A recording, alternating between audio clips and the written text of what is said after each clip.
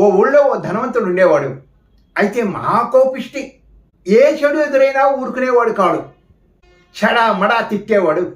ఇంకా ఎక్కువ కోపం వస్తే కొట్టడానికి కూడా వెనకాడేవాడు కాడు. అతనికి ఓ మంచి స్నేహితుడు ఉండేవాడు. అతడంటే ధనవంతుడికి ఇష్టమే. అందుకే బాగా చూసుకునేవాడు. ధనవంతుడు ఒకరోజు దోసకాయ తింటూ ఉంటే అది చేదుగా ఉన్నట్లు అనిపించింది. సేవకుడి మొహాన కోపంతో దోసకాయని విసిరేసి తిను అన్నాడు. సేవకుడు మారు మాట్లాడకుండా ఆనందంగా కసకస కొరికి నమిలి తినేశాడు. ధనవంతుడు ఆశ్చర్యంగా, ఏమిటి, అంత చేదుగా ఉన్నదాన్ని అంత ఆనందంగా ఎలా తినేశావు అని అడిగాడు. స్వామి, మీరు నా యజమాని.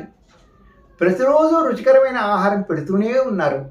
ఒక్కరోజు రుచి లేని లేదా చేదుగా ఉన్న దోసకాయ ఇస్తే తినడానికి ఎందుకంత బాధ అని అన్నాడు సేవకుడు వినయంగా.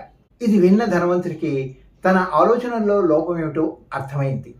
ప్రకృతి ఇంత ఆనందం ఐశ్వర్యం ఇస్తే ఓ చిన్న దోసకాయకు ఇంత రాద్ధాంతం చెయ్యాలా అని అనిపించింది. ఏది జరిగినా అంత ప్రకృతి సహజంగానే జరుగుతుంది.